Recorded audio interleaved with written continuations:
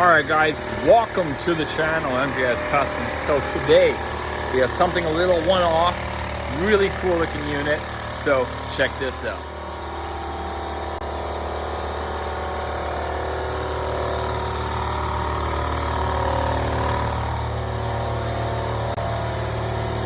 Alright, so you guys see what we got going on here. This is a 2006 Dodge Magnum with a Dodge Charger front end conversion. Now this was a really cool car when a family friend of ours decided to go the way he went, and I mean, like, I didn't visualize it at first, but now I'm looking at him like, okay, that's really sick. I actually quite appreciate the look of that car now. Like, that thing looks just mean. As you can see, they did the front bumper from the Charger, the hood from a Charger, but this is aftermarket. You can see the wide body kit and the little customization right here to get the body lines to go with it. Awesome. But there's a reason why it's here. As you guys can see, the wide body kit is not on properly. And I'm going to show you why it's not. Doing body kits, first of all, you don't use self-tapping screws. Big no. Second, you need to use the molding. So one thing I've noticed is when you don't use the molding, what you do is you scratch your paint down to the bare metal, then you start rusting, and it makes a mess. Always run the molding, plus the molding makes this line look so much cleaner. The self-tapper is definitely a big no-no. These are not exactly on straight, as you guys can see, the body line here to here, completely wrong. This one's falling off. So we are going to take this all off, and we're going to cut it right, because look at what he's doing here. He's chopping up the insides, and it's just a big no-no. So here at Impact Performance, one thing that we do is we got to do it right. So my plan is to take it all off. We're going to cut the inner fenders right out. We're going to get new moldings, put them around these fenders. We are going to do the top rivet screw style into the body, so it can screw on, screw off properly, and it won't, you know, I find self-tappers, they kind of make their way out because they're not a fine, you know, thread. So I find that self-tappers on a wide body kit is a big no-no. Don't do it, please, because you'll lose screws, it'll loosen up, and then your body kit's falling apart, then you ruin your body kit, so on and so on. So we're going to start on the driver's side. We're going to rip that whole fender off. We're going to cut it up and make it happen, Captain.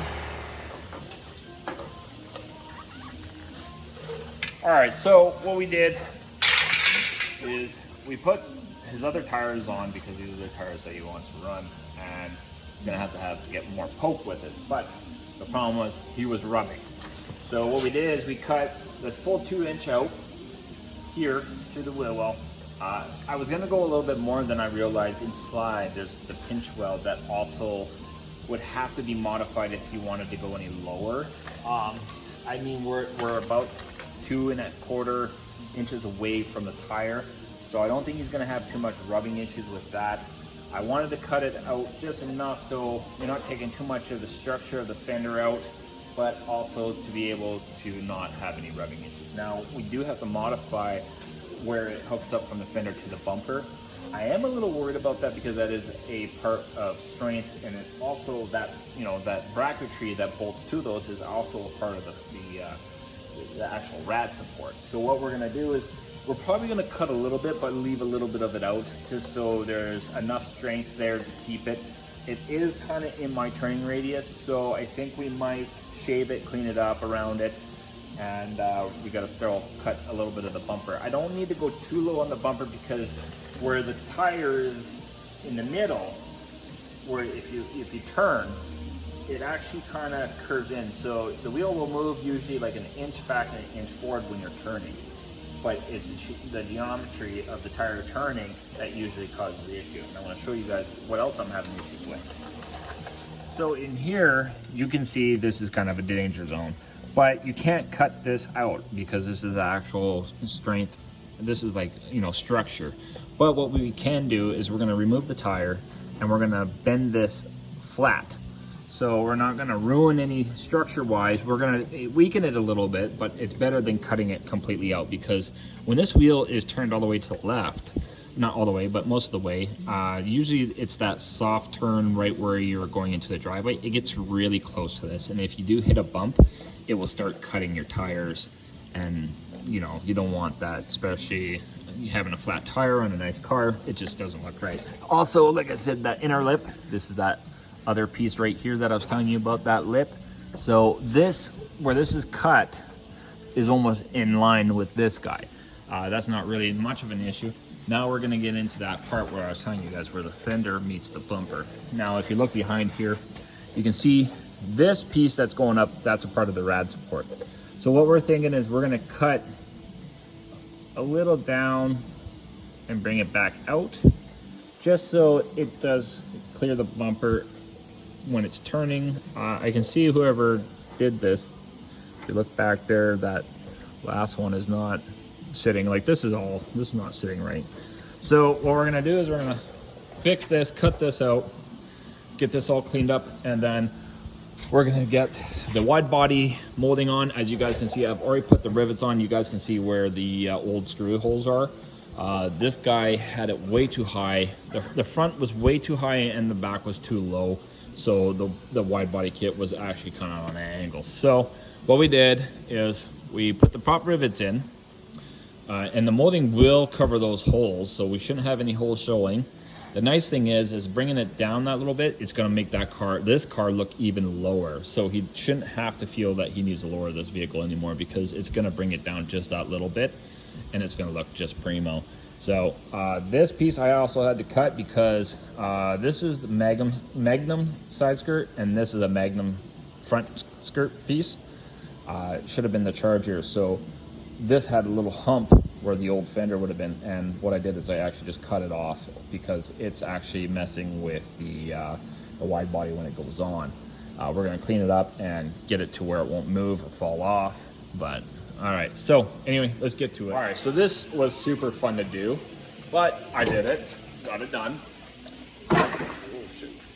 As you guys can see, I put the molding on all around it, as it should. I had to make the holes bigger. The guy that drilled this in didn't make the holes center. Please, please, please, please, when you do wide body kits, drill your holes as center and as even in the middle of these indents, because if you're gonna put wide body screws in, you want it to sit in there just perfectly, right? So we got the molding on, we got the holes a little bit bigger. I don't like this piece. It looks like a chunk got taken out because of the turning radius issue. And I can see some stress cracking from, I don't know, something moving or adjusting. So we're gonna test fit it, see where I need to cut on the bumper. I don't wanna go too low, because this doesn't go all the way around to the bottom of the bumper. This is, you know, yeah, so let's test fit it.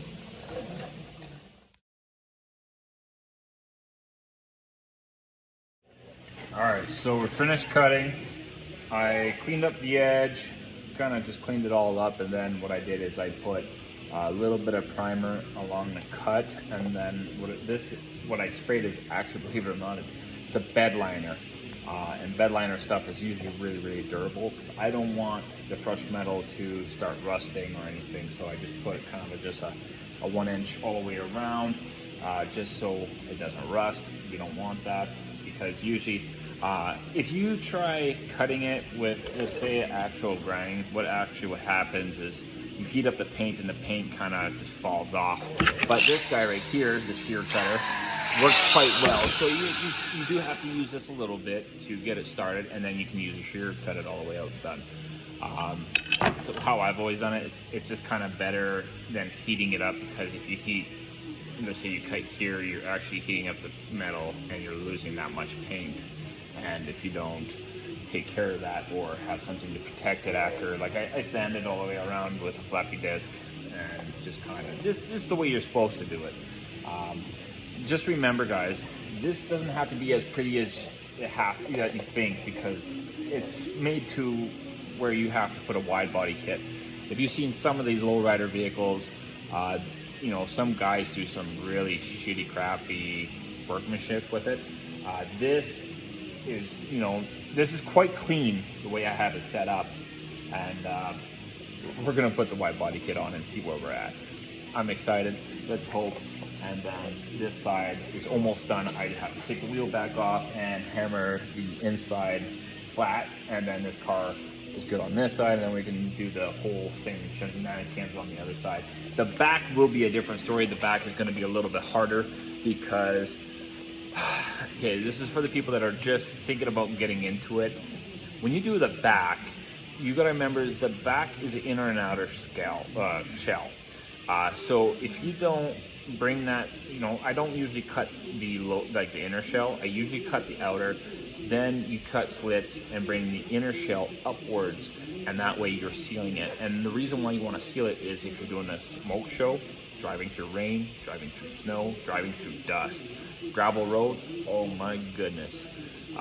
It comes into the car. It pours into the car. Like if you take your plastics off your side where your strut is, that is the inner shell that you see right there. And if that's open, you're seeing right through it. And if you don't protect that properly and do that right, what's going to happen is it will rust. You'll get all that nasty smell, water damage, mold, so on and so on in there. So you just want to make sure that the back, the fronts are super easy. The back is a little bit more complicated. So I'll show you guys that once we get there. Right now, we're just going to get these fronts done and get this thing rolling soon.